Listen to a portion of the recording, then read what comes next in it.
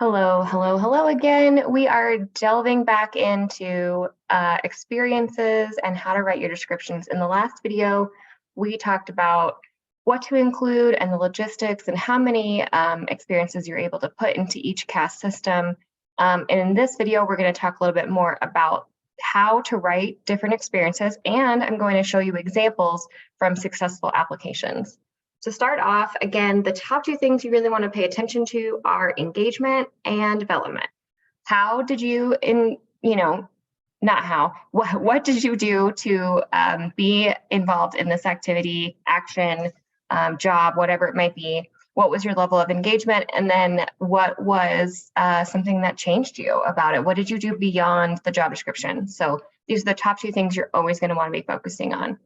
For an example, this is from a successful medical school application just this last year. And this particular individual talks a little bit about engagement. They say, during this time, I earned my level 3 USA hockey coaching certification. I ran practices, I did these different things, but then they also talked about how it changed them, how they grew. So they said, I feel like I learned the importance of being a role model and mentor for the girls. I felt like this impacted me when I worked with a parent and made a big impression on their daughter, not just through hockey, but outside the rink. So really just talking a little bit about what they did, but then also how they grew, learned, and changed from it. These are the two most important things for you to remember at any given time, always writing in complete sentences and painting a picture, but keeping those two things in mind the whole time. We're going to dig into different experiences here and give you some examples. So the first one is direct patient interaction, which is defined as being in a position to offer comfort and moral support to conscious patients.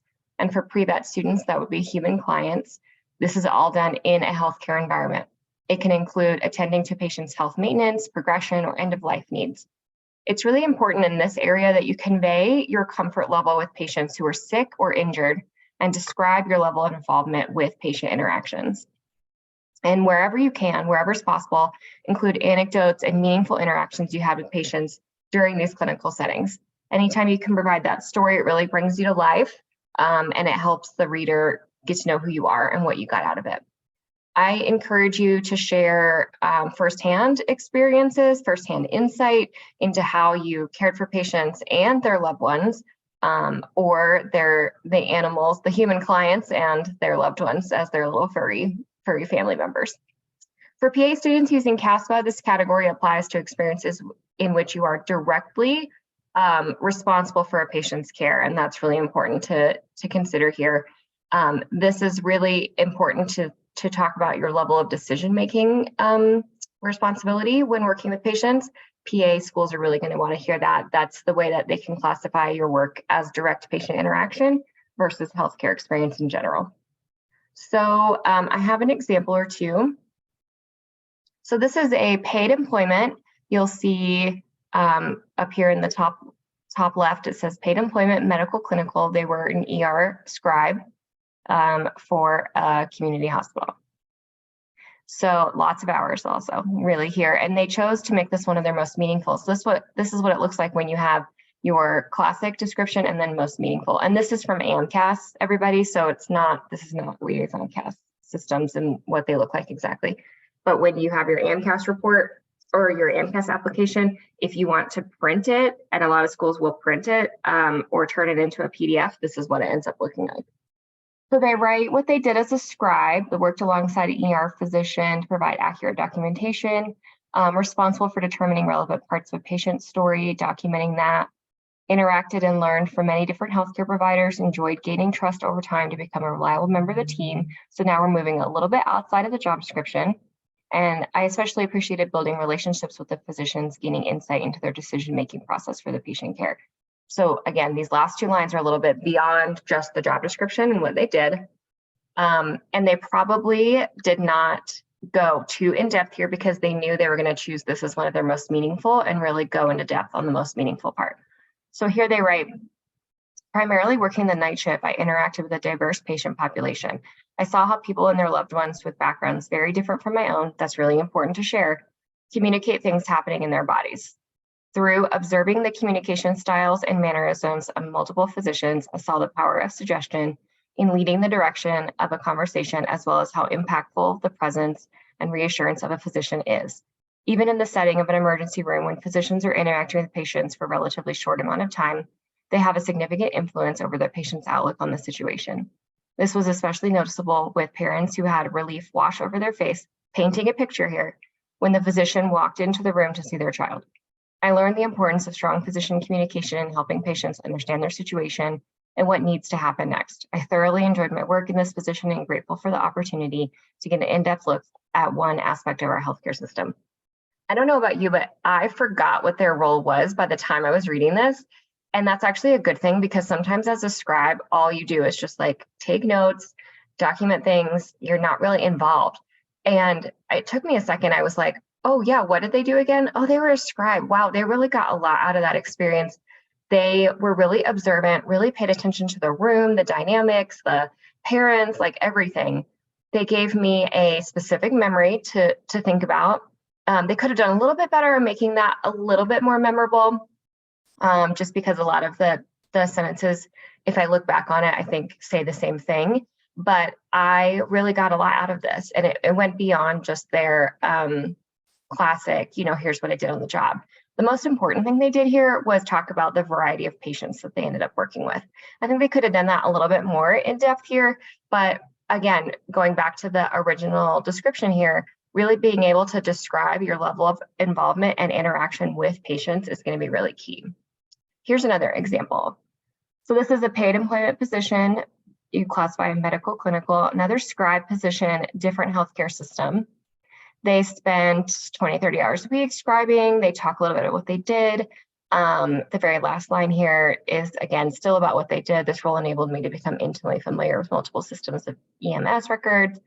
And then they move into working as a scribe gave me the truest insight into the daily life of a healthcare professional.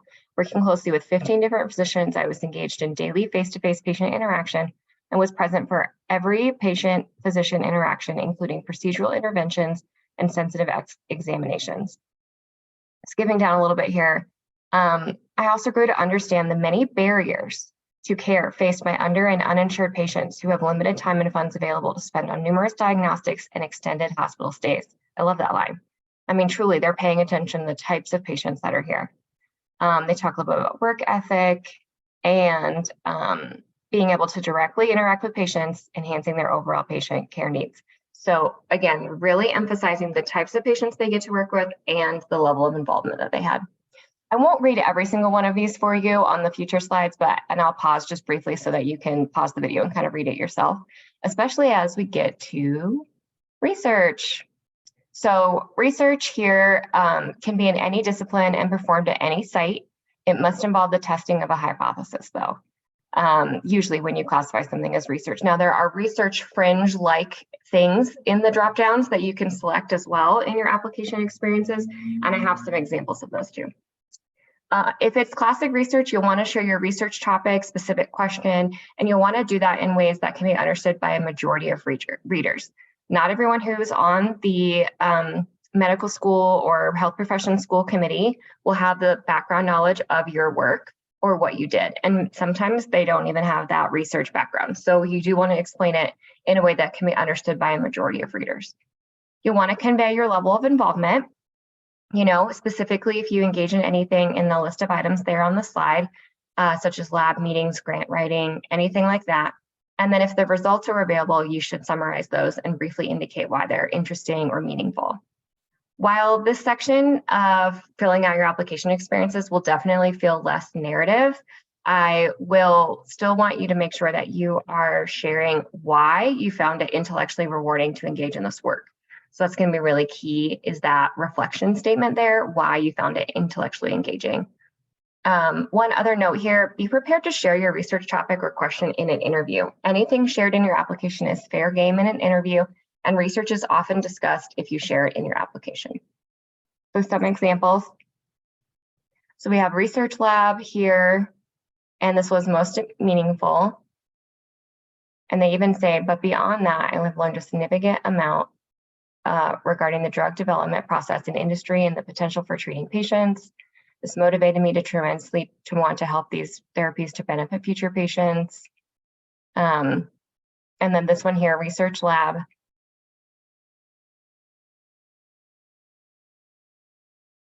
And this one even describes after graduation, they offered a full-time position to continue my research. What I enjoyed most was taking a leadership role in my projects, et cetera, et cetera. So I'll just let you read these on your own. So feel free to pause and read these, but these are pretty good examples of some classic research experience descriptions. And for those with publications, that is also sometimes a dropdown and or presentations or posters. And these aren't necessarily going to be narratives. You can see here on the publications, pretty basic. I do love that they're sharing. I was involved in the data generation and processing for this particular publication. You know, you do want to share what your level of involvement was with that. And then also along the same lines as intellectually stimulating, you know, kind of experiences, you will be able to, on the AMCAS application, choose teaching, tutoring, teaching assistant as one of the options. And I highly recommend doing this activity in college if you haven't already, but this is a great way to show application of knowledge and being able to educate other students, which is a really big part of healthcare. And they describe that here. Not only do they say what they were a TA for, but how they enjoyed assisting first-year students and gratifying to see so many students progress, you know, that kind of thing. I think, you know, it's really good in this area to talk a little bit about the types of students you work with and the types of learners. So they talk here about diverse educational backgrounds and, you know, adapting their teaching style to fit different learners' needs. I think that's really important, right? Because you're going to have patients with different needs out there. And so you're going to want to be able to show that you can adapt and adjust to them. I also think it'd be really good in this one, they probably write down the characters, but to talk a little bit about your leadership. This is a great leadership opportunity, and there is a drop down instead of teaching, tutoring, and teaching assistant, there's a drop down of leadership, but you can't choose more than one. And this is definitely a leadership role. So if you want to talk a little bit about your leadership strengths and what you learned from this position in terms of being a leader, I think that would be really great. All right, non-clinical employment and volunteer work. Same foundational two things here, engagement, development, you're always going to want to focus on those and really reflect on the personal skills that you developed in these areas. Because these areas really vary in terms of being in paid employment or non-paid employment and the types of work that you might be sharing, it is going to be really important for you to share how this experience has reinforced your interest in the career you're choosing, in PA, medicine, vet, whatever it might be. I also think it's really great for you to share a little bit about how this experience has helped you work with people of different backgrounds than your own, or helped you improve your collaboration or teamwork or leadership skills. So a few examples. So non-clinical employment experience, we have drop down here, other. This one was paid employment at Paws and Claws as a pet sitter. And this one is paid employment, non-medical as a barista. I'll just pause to let you read these over. One of my favorite things about this one is the story that this particular student shares. I mean, it just brings to life what their work was like and why and how you could see them wanting to do this work.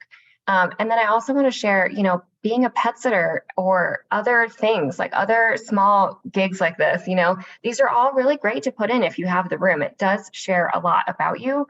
It shares a lot about the kind of person you are. And so you don't have to just do healthcare work the whole time. And then here are two examples for community service, not medical.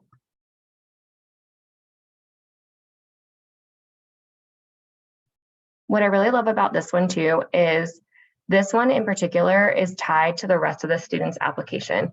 The very first example I shared with you was about hockey. Later, I'm going to share with you an example under hobbies with hockey.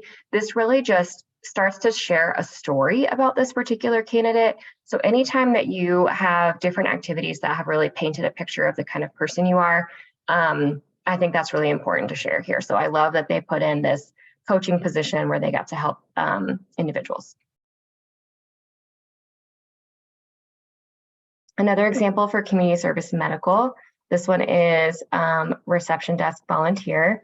So they share a little bit about what they did and that they're at the outpatient surgery center, but that it also helped them further develop their communication skills, put their Spanish language abilities to use in clinical context, and learn more about the importance of healthcare advocates to be able to clearly explain complex to patients, et cetera. Okay, so sometimes you're going to be able to consolidate things, and honors, awards, scholarships is definitely one of those areas. I don't really recommend that you just fluff up your application. I do think you should include meaningful experiences under honors, awards, and scholarships. So if it was some kind of honors club that you were inducted into, but you didn't do anything with, I don't know. I don't know if we want to include that there. But it is definitely, this is another section where you can consolidate.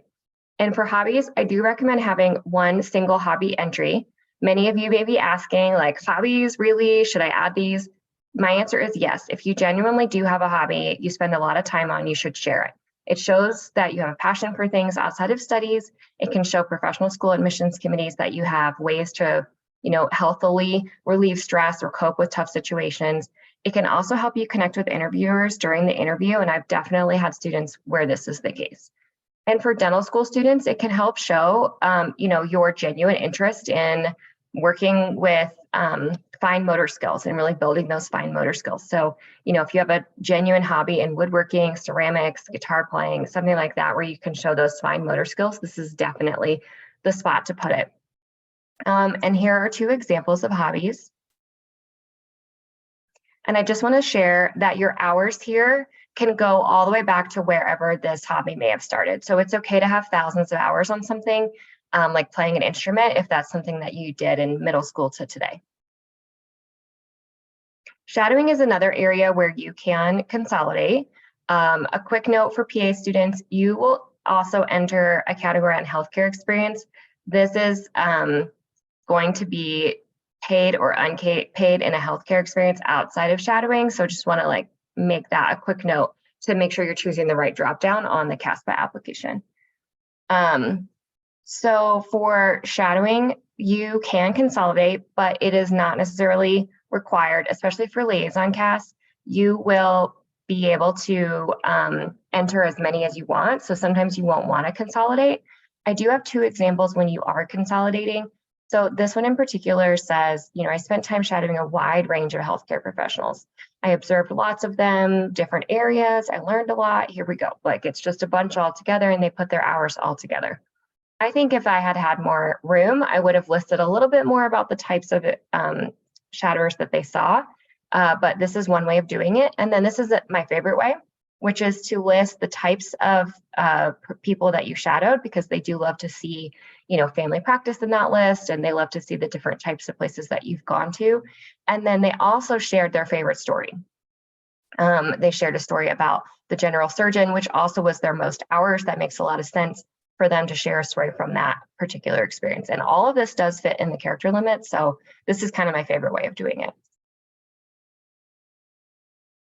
Okay, so for PA students, healthcare experience, this is what I was saying earlier. I apologize for getting confused on what slide I was on. You will be indicating healthcare experience under CASPA. This could be paid or unpaid work in health or health-related field where you're not directly responsible for a patient's care, but you still had some patient interaction.